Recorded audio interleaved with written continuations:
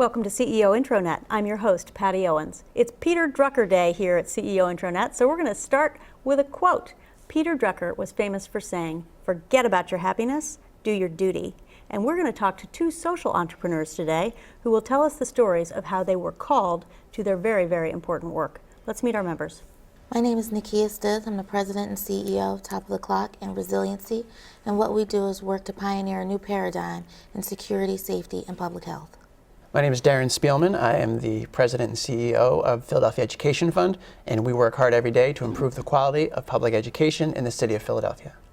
So thank you to both of you for joining us, because it's not every day that we have people who are as committed to working on some of society's most passionately critical agendas. How is it that the two of you came to become social entrepreneurs? Nakia, why don't you start?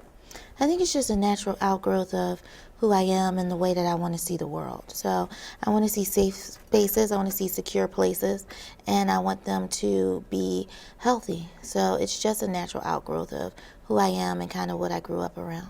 And Darren, was that also true for you? And I've said it before, I came into consciousness feeling like the challenges of kids in Philadelphia were mine and mine to do something about, and I have spent my career in the service of young people, and I don't know what else I would do. And you don't know what else you would do. So neither of you seems to see this as a burden. You seem to see it as a privilege, and you seem to see it as a calling. So how do you lead an organization where that is the case? Is it different, do you think, than leading an organization with a different mission? I'll tell you what, I think the leg up we have in the nonprofit world, and particularly in the world of young people and education, is I think almost every person that submits an application for a job is passionately committed to the well-being of young people. And what they want to do is come to an organization where they see the leader and leadership team equally passionate. And the new era we are in is good intentions are not enough, and the era of good intention and poor process is over. And so now we drive ourselves both to be mission-driven and business-oriented in our structure and outcomes. Do you agree with that, Nakia? I do. I think some of the important things, and we're not a nonprofit, but what we look at is how can you reinvent the system if the system is flawed or the system isn't working. So you've got to be innovative in your approach. You have to look at things with a new eyes. You know, the lens is different now. So when I look at it and I think about it, I think that when you lead an organization, whether it's a nonprofit, because more and more nonprofits have to operate like corporations, whether they like it or not, but they have to figure out how to sustain themselves. So as we look at it, so the social aspect is something that we all have in common. So how does the leader lead? What do they bring to the table? How are they different? Are you infectious? Are you giving out a vision that people can latch on to? Does it resonate with them? So in that way, I think we both have the same thing in common, even though I'm a for-profit business and he's a nonprofit. So in fact, you know, one other quote from Peter Drucker is coming to mind, because he said that you should never forget as a leader that all of the people you work with are volunteers. Whether you're in a for-profit business or not, people are here because they are bringing themselves willingly, and for whatever financial pressure may be behind them, they do have another option, and that is to not work with you and not support your mission. So how do you think about inspiring others, given that that's the case? And you are in a nonprofit, so how does that work for you? Sure, and that's always true in our case, because not only do you have other options in the nonprofit world, maybe you could go into the for-profit sector and make more money. So to inspire, vision is first. You have to show people where you're trying to go. It is grand and it is important, and you have the energy and desire to get there.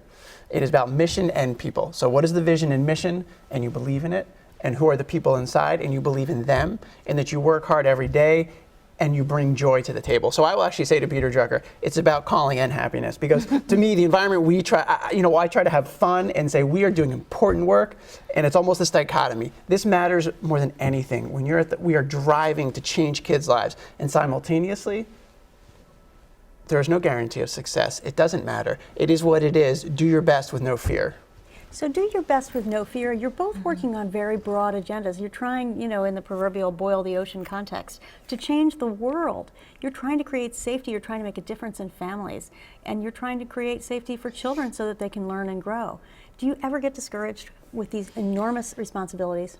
I mean, you can get discouraged, and you probably will get discouraged, but that's why the vision is so important, because it's what pulls you up. it's what reminds you.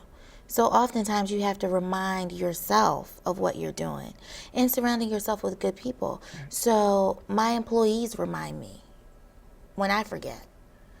So I don't have totalitarian rule where it's just my way and we do it like this and we do it this way all the time. We have created an environment of openness where people can come to me and say how they see it, how they feel, because that's what's going to propel us to growth. So now we have these 21st century businesses that are doing things very different. It's much different than it ever has been before. The world is open. We're all global businesses if we have a website. We are here, people know about us, so we have to now change the way we work, the way we want people to work for us, because people do have options. They've always had options. So I think that as we move forward, you'll see systems change, you'll see the way people interact with each other change, and the CEO of the past is not the CEO that I believe can lead a company or organization today. I think that sounds very compelling, and I think it's true. There's absolutely no question that of all the 400 and plus CEOs that I've interviewed, there's an inspiration that comes through with the best ones. And there's a calling, whether it's for-profit or nonprofit. I'm totally curious. If you weren't in these jobs, what would you do? What would be your choice of a second career? I'm just curious. I would be a professor or a midwife. And what about you, Darren? The important thing to understand about me is that physical activity is central to my being, and if I don't have it, I fall apart in all ways. So it's possible if I weren't doing this, I would be a tennis instructor and a running coach, and I have a whole nother life. And if I had two of me, that I'll just do sports and help young people do sports. Well, you clearly both have a lot of energy to bring to the table, and I'm glad you're both in the jobs that you're in. I want to thank our guests for joining us. What great advice on social entrepreneurism. Wish you luck in your businesses. I'm Patty Owens. Have a great day.